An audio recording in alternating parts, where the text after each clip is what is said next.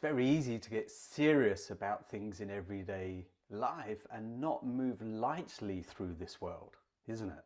Yeah. It's like whatever task that you've got, is there an opportunity to deal with that task more lightly, but with the same amount of focus, relaxed focus and energy? Yeah. Or does it have to become more gripping? Now, when we move into things, when we use our body in the way that we do with the presenting tiger claws, we have an opportunity to learn how to move beyond our own physical limitations in order to extend our ranges of movement while staying relaxed.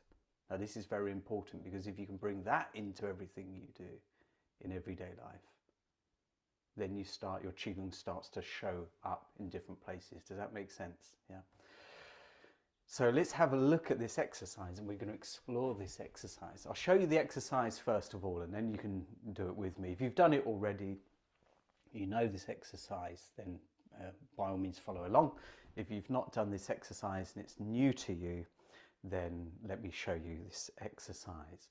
It starts off with stepping out into a horse riding stance, and then the hands come up into a tiger claw. I'll show you more tiger claw in a moment. And then we move out into a bow arrow, lengthen through the body, come back into the horse riding stance, shift the weight into a bow arrow again, and lengthen through the body again this way. Come back into a horse riding stance, and then once you've done it a few times either side, you can jump out or move out. Yeah. Now, of course, same rules apply to all of our Qigong exercises. You can work at the mind level, you can work at the energy level, you can work at the breath level, you can work at the physical level. You can go into a deep Qigong state of mind. You can do it as a physical practice or a flow practice.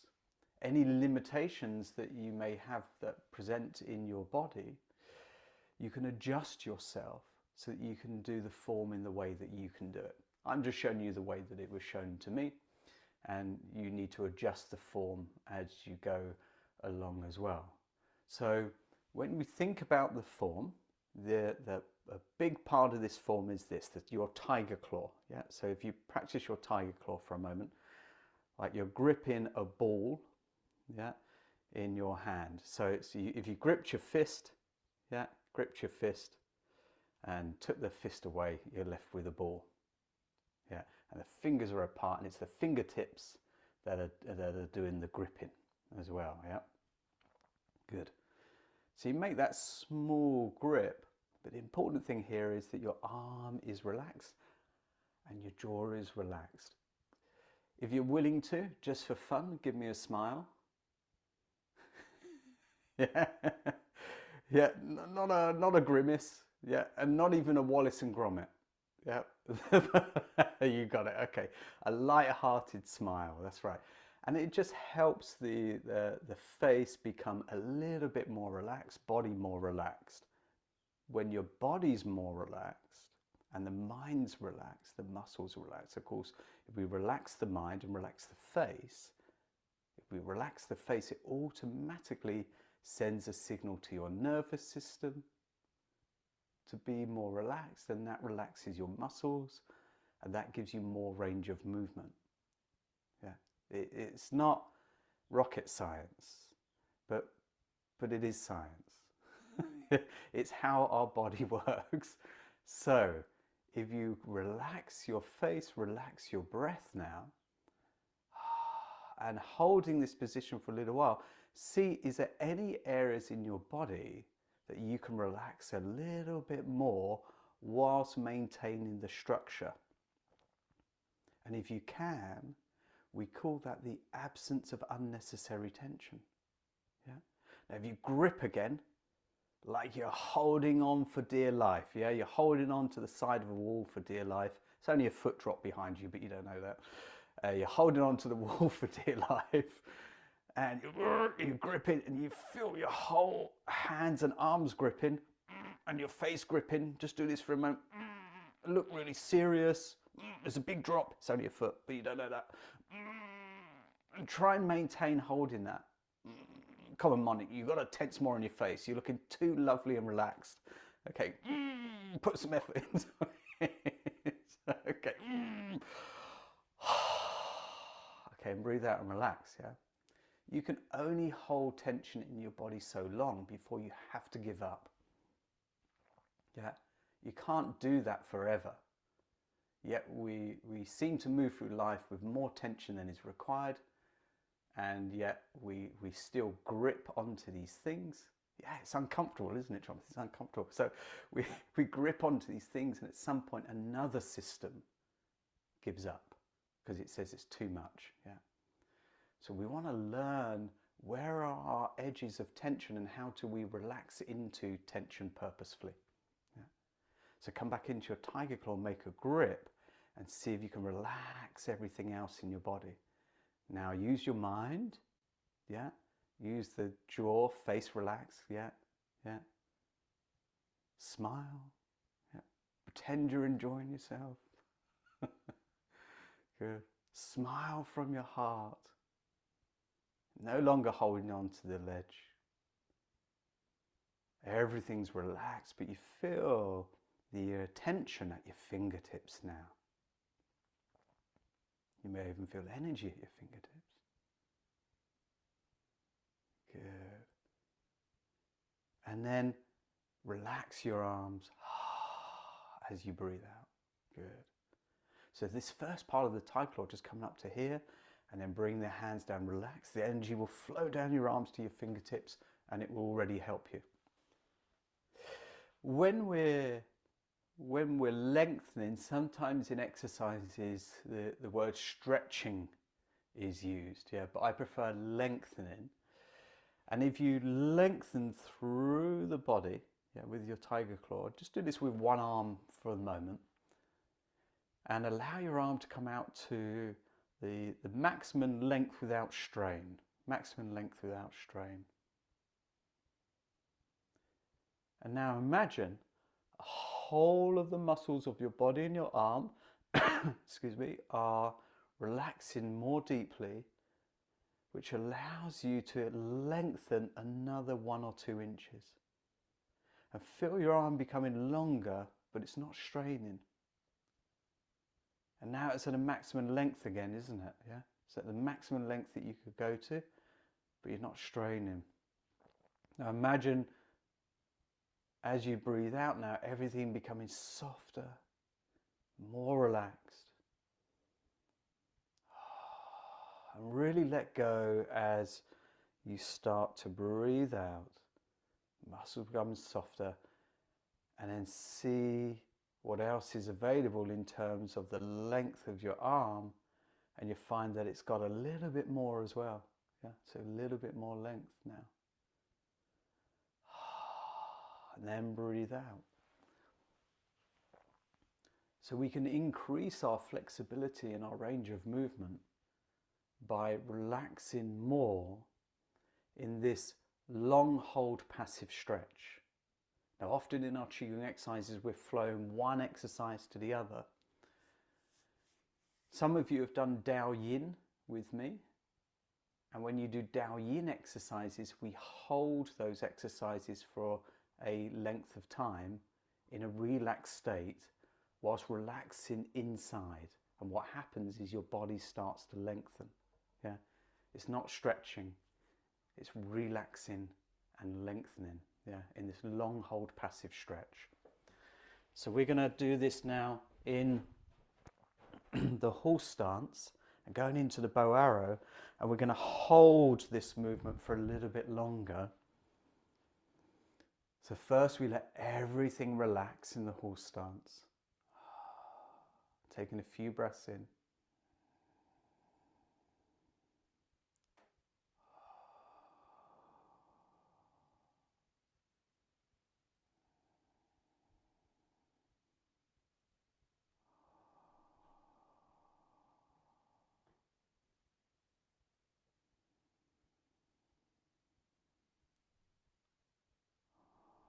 Preparing yourself to move into the bow arrow stance. And then when you do the presenting claws, gently press your back heel down into the ground and feel your front hand lengthening away from you. So you have this full lengthening from your fingertips down to your back heel. And then allow your backhand fingers to lengthen away from you a little bit. Remember, you're not stretching, you're relaxing and lengthening. Hold, hold, hold. And then breathe in, coming back to the horse stance.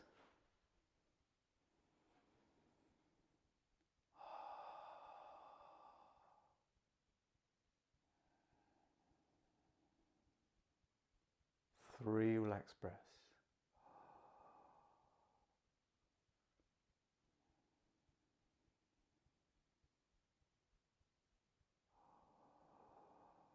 Then let's turn the other side. Smile, relax, lengthen, press the heel, back heel down into the ground, lengthening through the body. As you breathe out and relax the whole body, allow yourself to lengthen a little bit more. Joints are opening, muscles are relaxing. Remember, not stretching. Breathe out, relax. Releasing any tension.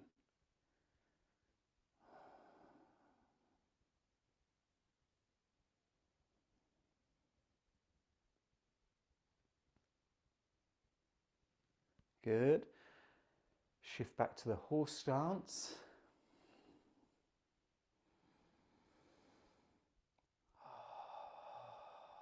Relax the out-breath.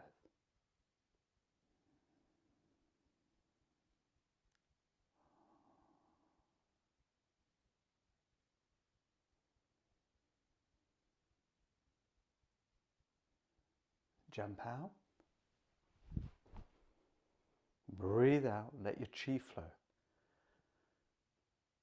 And then come into rest in stillness, standing or sitting.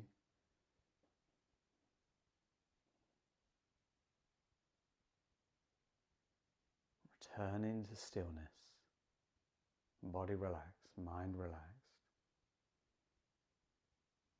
Bringing your awareness gently on the breath, focusing on the breath, breathing in through the nose, out through the mouth if you can.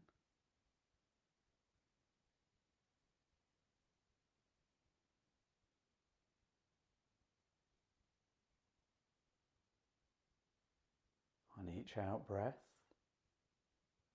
gently sending a wave of relaxation through the whole body.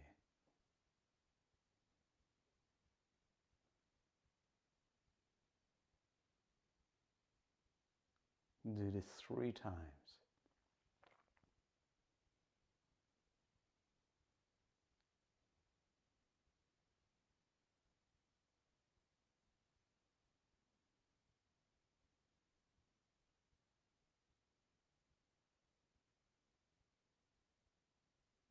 And allow the breath to settle at the lower dantian, your center.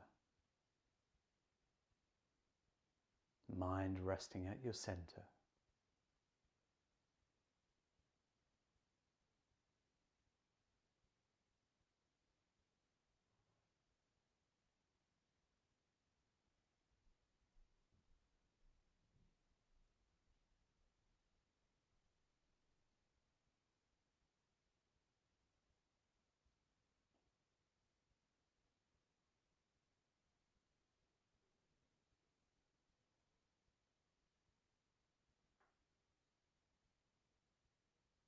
Good. Gently think of the dantian.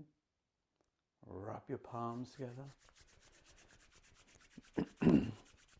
Tap the eyes. Massage around the face and the head. Finger point massage, heavenly drum. 3 out breaths. And then moving around or moving around your room. Finger point massage. heavenly drum. 3 relaxed out breaths.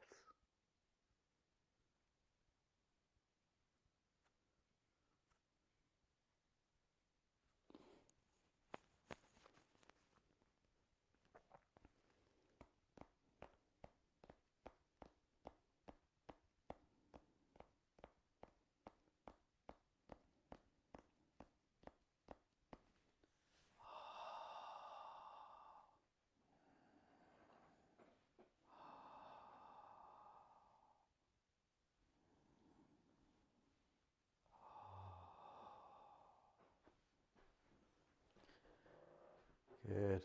Remember, the extra flexibility that we get doesn't come from trying harder, stretching more, or tensing. It comes from relaxing into tension, allowing things to relax around tension,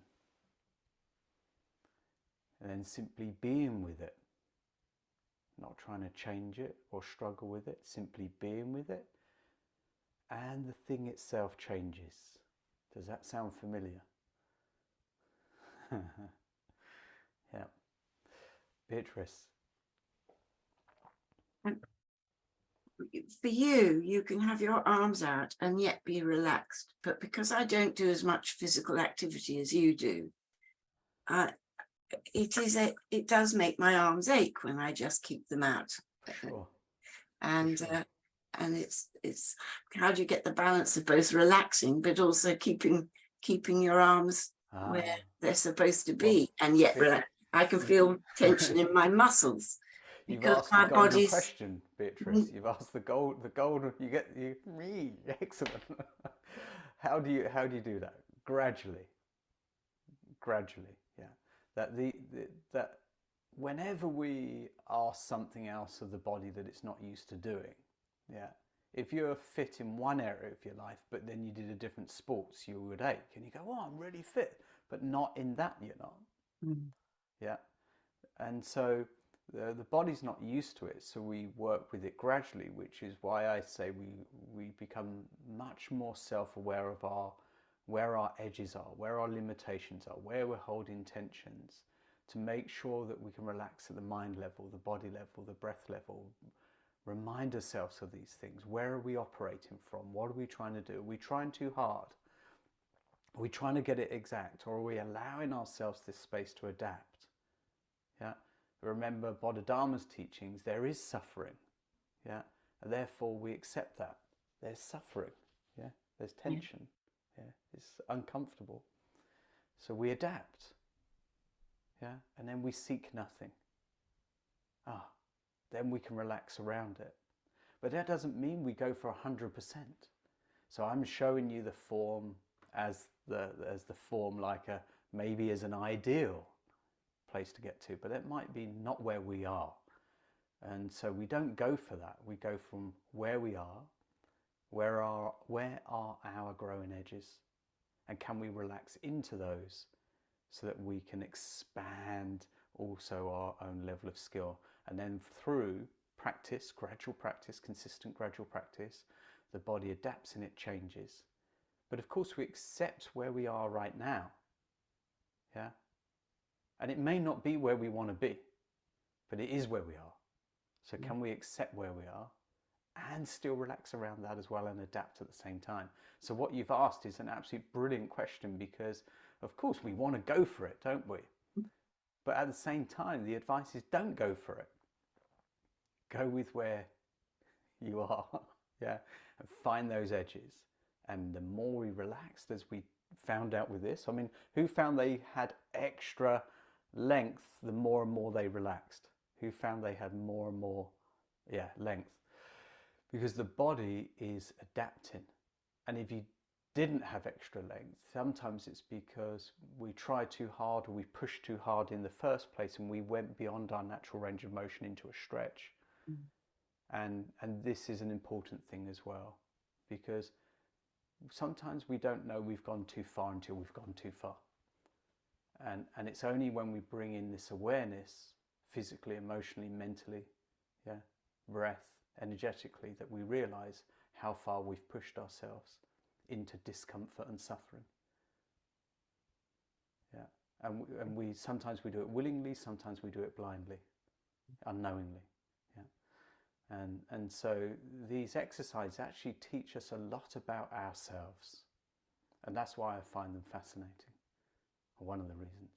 But the other one is it does build your strength, increases your balance, yeah, increases your energy. So they're good. They're well worth doing. So brilliant question, Beatrice. Yeah, you've got to find your way into it, and you've got to practice these things enough so that they become normalized, which was what Jacqueline was saying right at the beginning, because I'm normal. It's the normalization, yeah.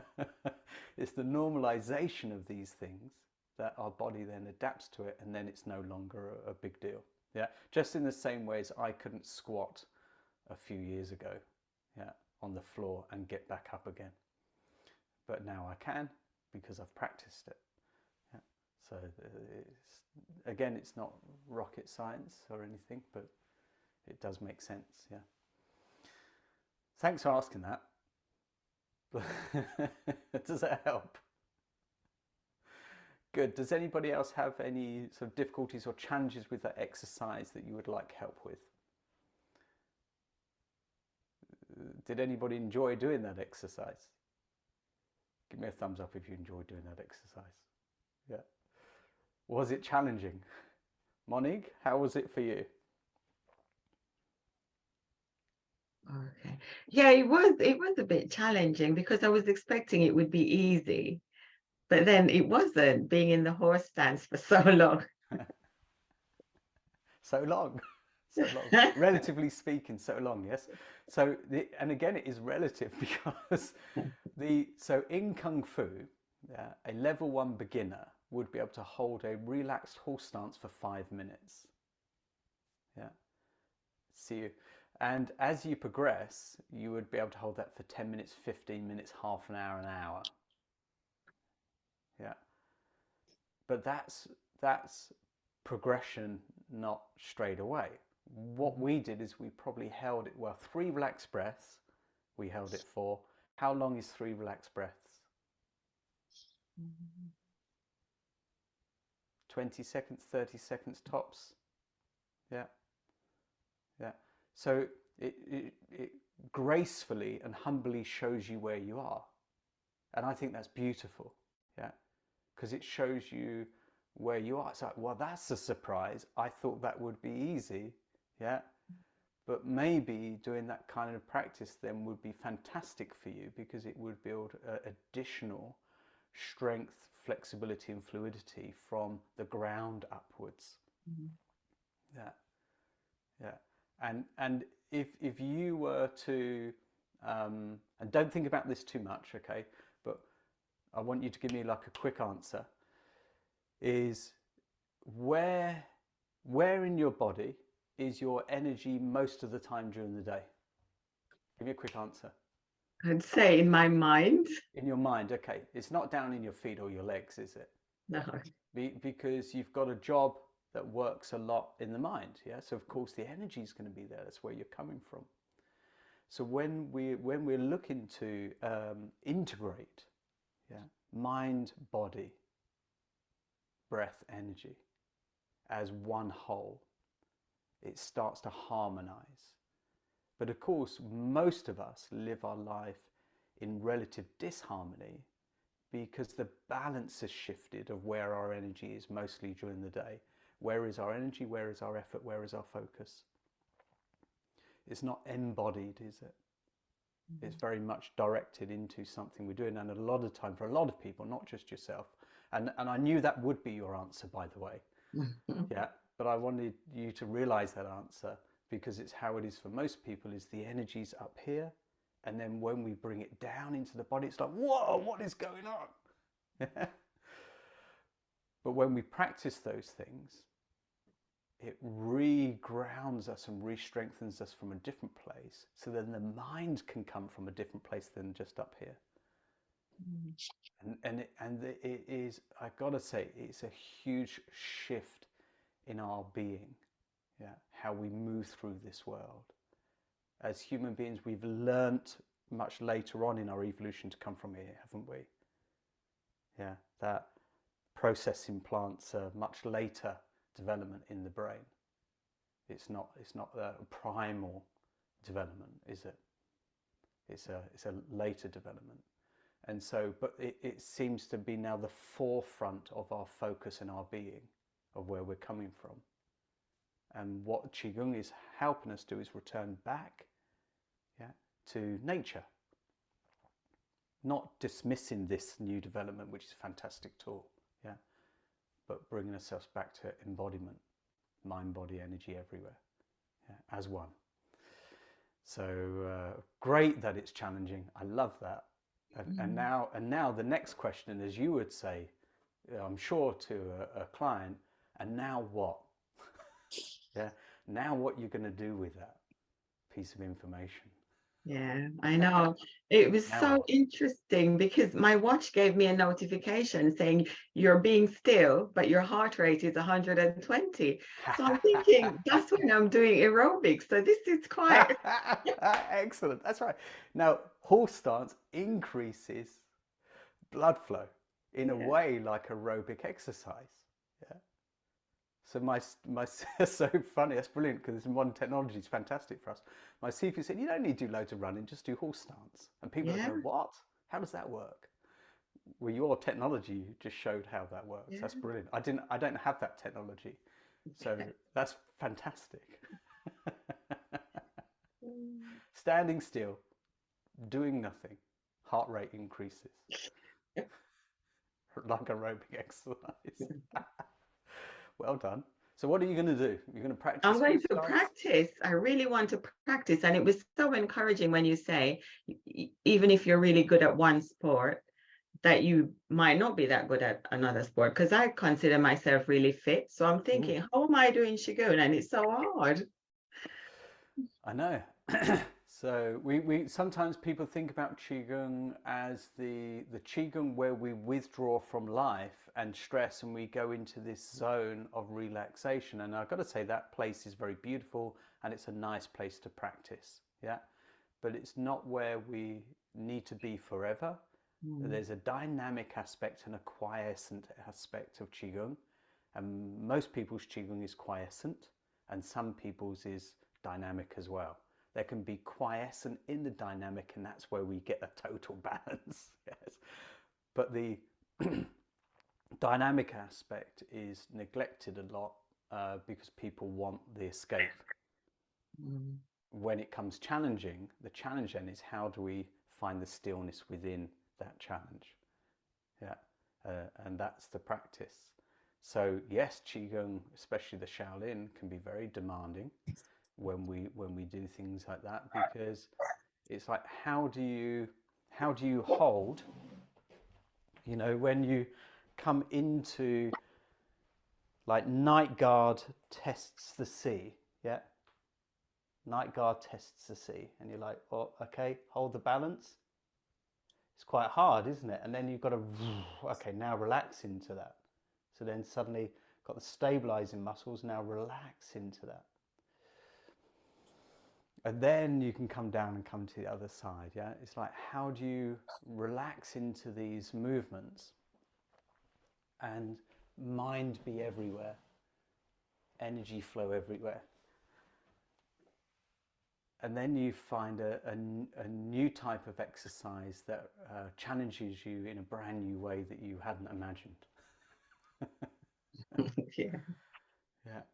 So that's what, and by the way, if you're available, you're invited to join it. It doesn't matter that you haven't done the other ones. In June, we're doing alignment, which is strength, flexibility, and balance. Yes, in June on Wednesdays, 7 till 8 o'clock, and it's live. But if you can't make it, you can watch the pre-recorded, and we're going through these more dynamic exercises to find deep flow energy deep within us as well.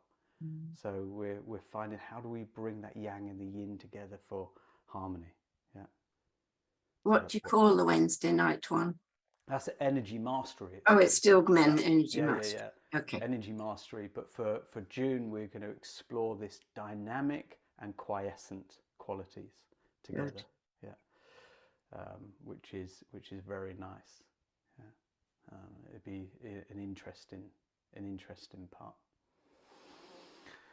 So I've rambled on. Sorry for keeping you. You had too many interesting questions, so thank you, and thank you for being with me today. It's very good. Really enjoyed it, and see you. Thank you. Bye. Have a great day.